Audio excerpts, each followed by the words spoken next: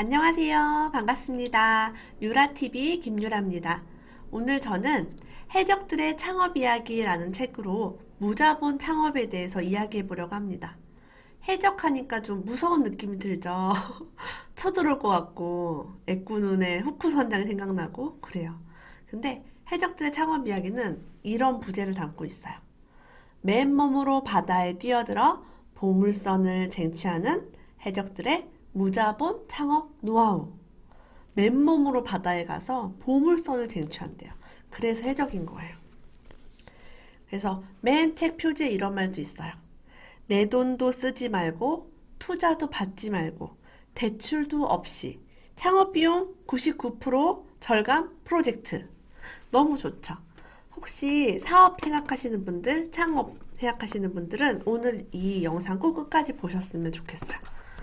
저도 이 책을 이런 무자본 창업하시는 분한테 소개를 받아서 읽게 됐어요. 오늘 한번 읽어보겠습니다.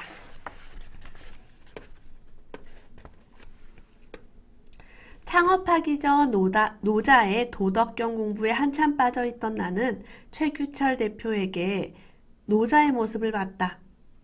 불필요한 것을 모두 다 걷어낸 무위를 행하는 창업 방식이 바로 그것이었다.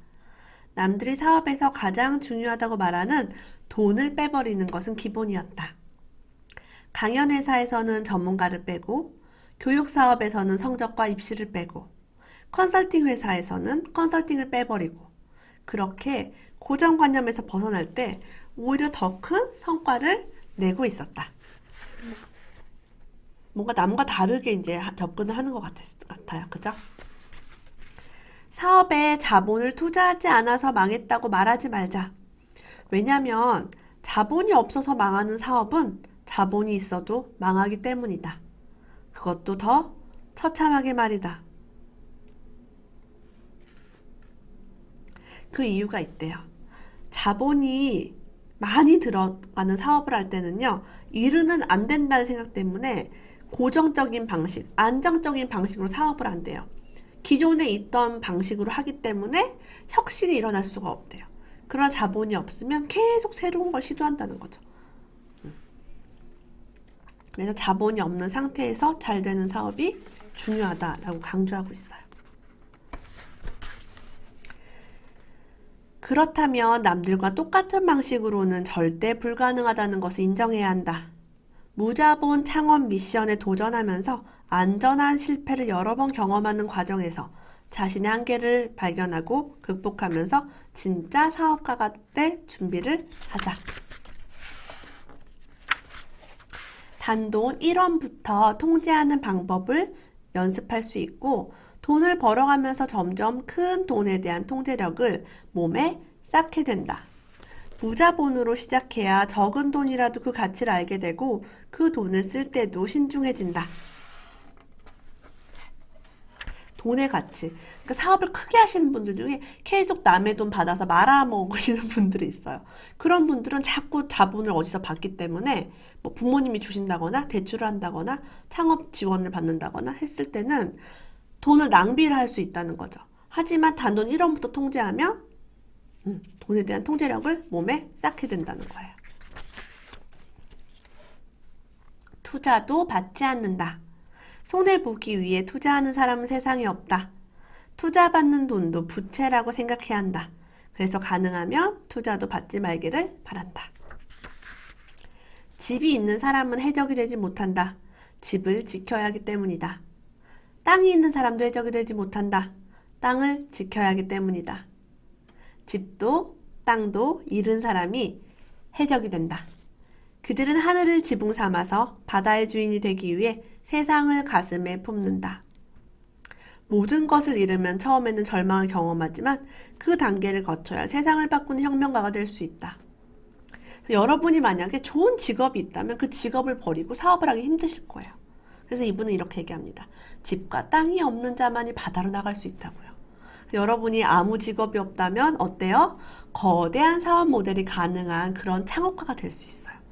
저는 그래서 저도 오랫동안 직업이 없었잖아요. 지금도 거의 프리랜서기 때문에 저는 직업을 택할 수가 있어요. 남 밑에서 종속돼서 일하지 않기 때문에. 그래서 우리 같은 사람은 축복받은 거예요. 내가 원하는 사업을 할 수 있으니까요. 그것도 내 돈 한 푼도 안 들이고. 심지어는 지금 제가 하고 있는 이 유튜브도 저의 노력이 들어갈 뿐이지 많은 돈이 들어가진 않아요. 물론 이런 마이크라든가 이런 장비를 샀겠죠. 저 뒤에 인형이랑 커튼, 이 뒤에 있는 커튼은 선물 받은 거예요. 그래서 돈이 많이 들지 않았어요. 많이 들지 않았고, 심지어는 저 커튼 뒤에 왜 했는지 아세요? 원래 예전에 커튼이 없었어요. 예전에 커튼이 없는 영상을 보시면 소리가 엄청 울려요. 그 소리가 반사돼요. 벽에 부딪혀가지고. 이 안에 아무것도 없기 때문에. 그래서 고민을 하던 끝에 이렇게 방음벽 대신해서 커튼 지금 설치한 거예요, 뒤에다가. 어쨌든 이런 식으로 작은 돈을 들여서 할 수 있는 창업이 많죠. 예. 유튜브가 사업이 될 수 있을지는 잘 모르겠지만 예를 들자면 저는 이런 식으로 얘기를 하는 거예요. SNS도 요즘 사업 모델이 될 수 있겠죠. 돈이 거의 들지 않아. 핸드폰으로 할 수 있는 거니까.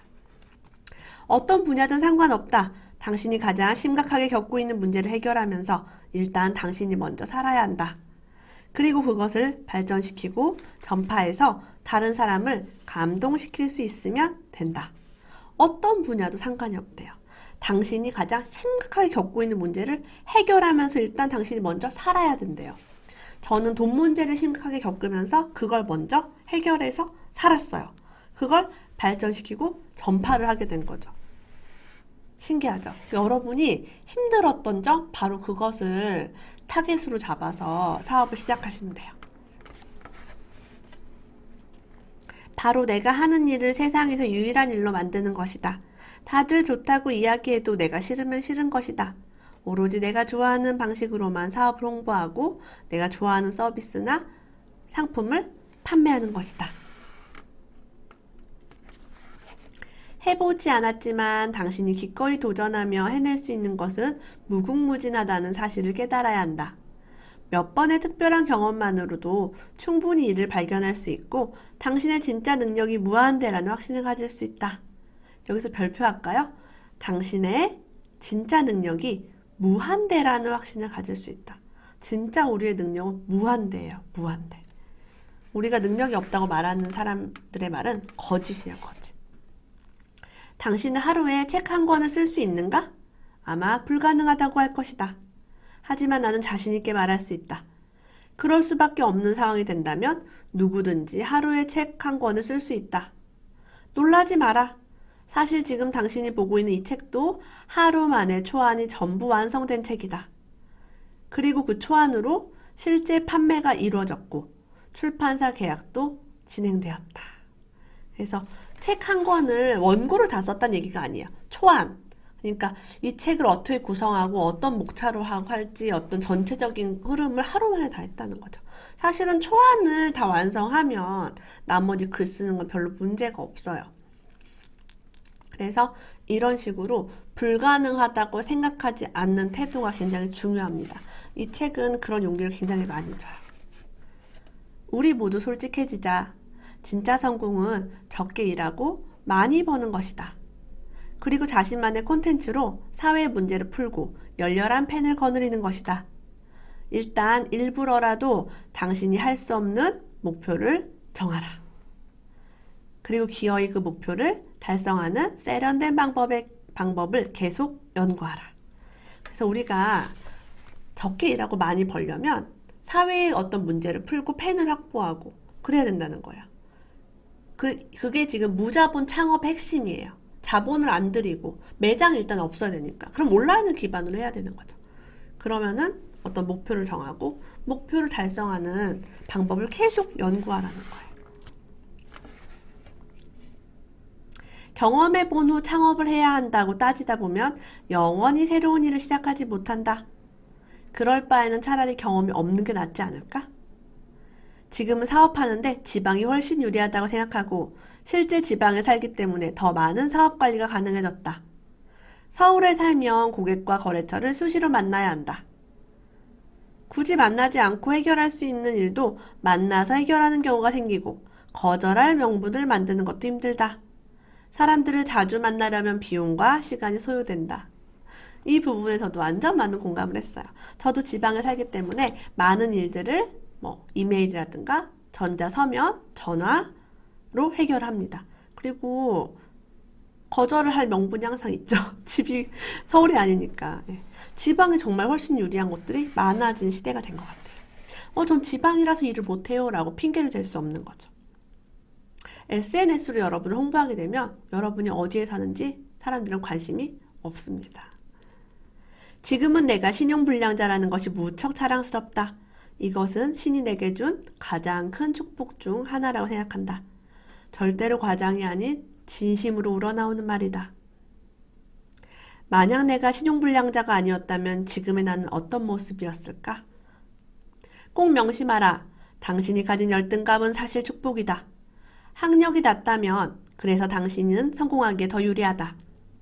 혹시 여자라서 불리하다고 생각하고 있다면 이제부터 여자라서 유리하다고 생각하라. 나이가 많아서 할 수 없다고 생각한다면 그래서 더 유리하다라고 생각하라. 성격이 내성적이라면 외향적으로 바꾸는 것도 방법이다. 하지만 그게 쉽지 않다면 내성적이라서 더 유리하다고 무조건 믿어라. 그래서 우리가 가진 열등감은 사실 축복이라는 거예요. 신용불량자로 망해봤기 때문에 이번 사업에 성공할 수 있었어요. 그래서 저도 학벌이 별로 없었고 직업도 없었고 여자였고 게다가 아이를 셋이나 키우는 그냥 주부였어요. 근데 그래서 제가 유리했어요. 투자에서도 망해봤고 제가 가진 모든 어떤 그런 열등감들이 지나고 보니까 축복인 거예요. 그리고 내성적인 사람이 유리한 경우 되게 많아요.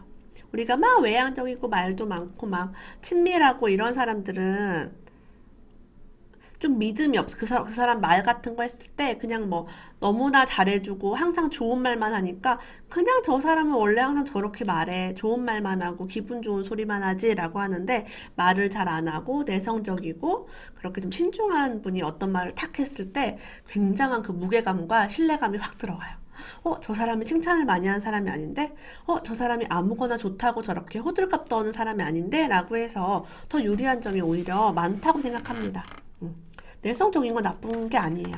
외향적일 필요가 없어요. 인맥을 파는 회사라는 무자본 창업 성공 사례를 하나 소개해 드릴게요. 되게 많아요, 사례가. 사례가 많은데 시간이 없으니까 하나만 할게요. 런치클럽은 인맥을 파는 회사래요. 어떻게 인맥을 팔까요?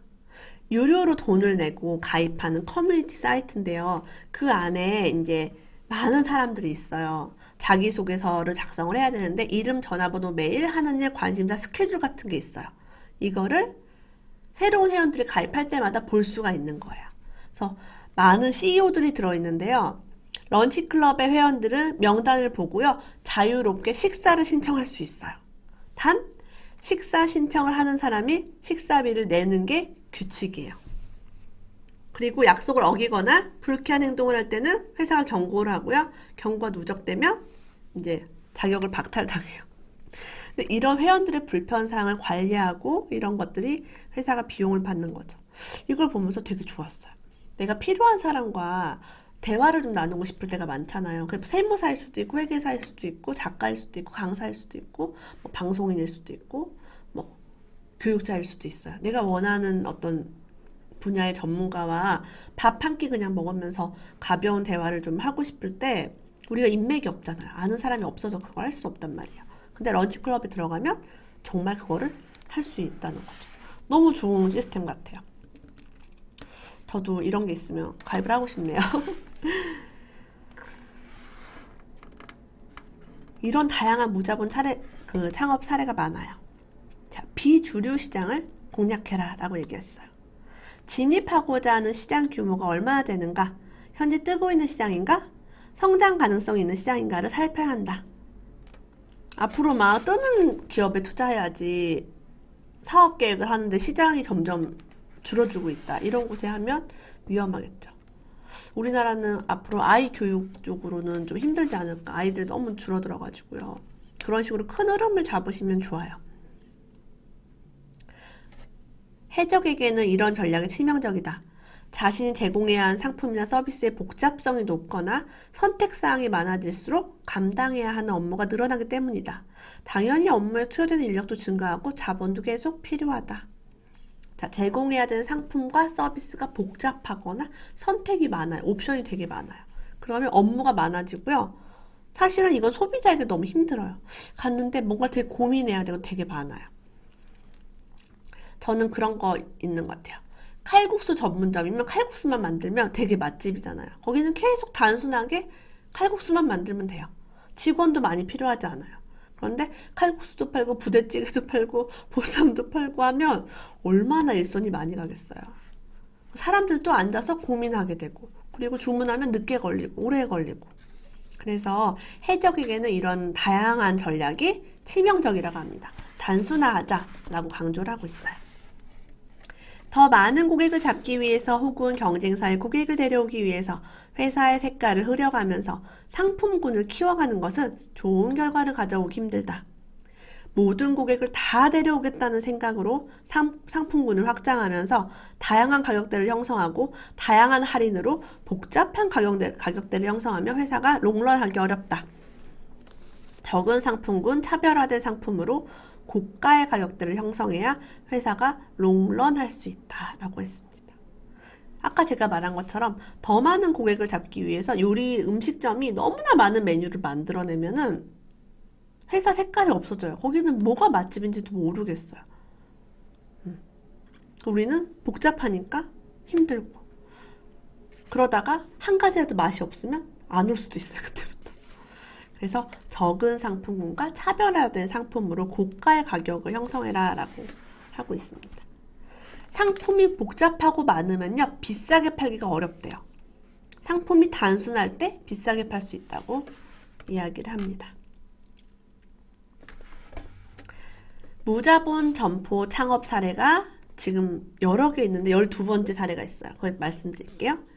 예를 들면 1년 동안 매일 커피를 먹으면 60만 원의 비용이 드는데 1년짜리 커피 쿠폰을 30만 원에 판매하는 방식으로 어떤 커피숍이 권리금을 이제 올리게 됐대요.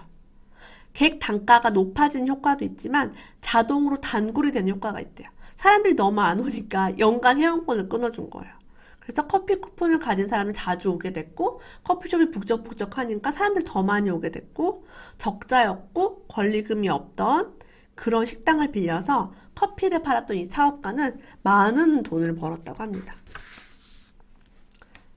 초반에 이렇게 커피 쿠폰으로 어느 정도의 마진을 확보한 거죠. 예를 들면 30만 원짜리 쿠폰을 30만짜리 50개를 팔았다. 그러면 그것만 1,500만 원이잖아요. 괜찮죠? 그렇게 하면 최소한의 우리가 월세는 낼 수 있겠어. 이 정도의 무너지지 않은 마진을 확보할 수 있으니까. 그래서 커피 쿠폰을 가진 사람이 친구를 데려오기도 했대요. 그 스타벅스 이런 전략이 있는 거 아시죠? 스타벅스 DT 오픈하는 날에 가면은 그 업그레이드 쿠폰, 업그레이드 그 바코드 주는 거 아세요? 무료 업그레이드, 사이즈 업하는 거. 그럼 사이즈 업하는 그 쿠폰을 주면 솔직히 말해서 사이즈 업하는데 돈 별로 안 들거든요. 우유 조금, 물 조금 들어가는데 그걸 받으려고 줄을 서가지고 200개 이렇게 나눠준대요. 그럼 그 사람들은 차에다가 그 바코드를 달고요. 스벅을 이제 그 DT 매장으로 가게 되는 거예요. 무료 업그레이드니까. 다른 데 가서는 그 서비스를 받을 수 없으니까. 그것도 이런 전략 중에 하나라고 볼 수가 있습니다. 그리고 사업계획서를 잘 쓰고요. 프레젠테이션을 잘 하는 것만으로도 정부라든가 창업지원센터 같은 데서 지원되는 금이 되게 많아요. 여러분 찾아보시면 정말 셀 수 없이 많아요. 그럼 창업경진대회 이런 것도 있고요. 이거는 계획서만 잘 쓰면 거의 되는 것들이 많죠. 실제로 사업계획서 작성을 도와주고 수수료 받는 업체들도 많대요. 나는 눈먼 돈이기 때문에 무조건 받아야 된다는 말에 동의하지 않는다. 눈먼 돈을 쉽게 받는 것에 익숙해지면 어떻게 될까? 처음에 자신이 하려고 했던 사업은 소홀해지고 쉽게 돈 벌 수 있는 창업대회 같은 투자 기회만 엿보러 다닌다. 사업은 정체되어 있는데요. 계획과 기획서만 잘 써가지고 계속 지원금을 받는 사람이 생긴대요. 그러면 그 돈이 나의 궁핍함은 채워줄 수 있어도 나의 사업의 발전을 가져다 주지 않는다는 거죠. 그래서 이 이야기는 그 지원금이 다 세금으로 지금 나온다는 거예요. 그래서 이런 사람들이 사업을 했을 때는 그 누구도 행복해지지 않는다라고 얘기는 하고 있어요. 근데 저는 이것도 또 하나의 정보예요. 여러분 지금 들으시면서 정말 이렇게 창업 지원이 많이 나와? 정부에서 2018년도만 해도 일자리 창출을 위해서 어마어마한 돈을 썼잖아요. 기억이 안 나. 40조인가? 예, 뭐, 조 단위의 막 돈을 써요. 이 돈이 다 어디로 가냐면, 이렇게 창업을 하는 어떤 청년 창업, 이런 창업하는 쪽으로 다 지원금이 가는 거예요. 그래서 돈이 없어도 창업을 할 수 있는 방법도 많고요. 창업 지원금을 받을 수 있는 방법도 많아요. 왜냐하면 지금 대기업이 일자리 창출을 제대로 하지 못하고 있기 때문에 정부에서는 개개인의 어떤 그런 소규모 작은 창업 같은 거를 권장할 수밖에 없는 시대예요. 그렇게 안 하면 일자리가 늘어나질 않으니까요.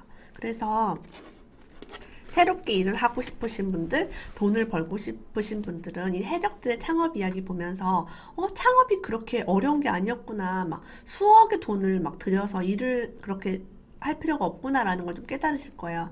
이제 우리가 오프라인 매장에서 뭘 사는 경우는 거의 없어요. 저는 책도 인터넷으로 사고요.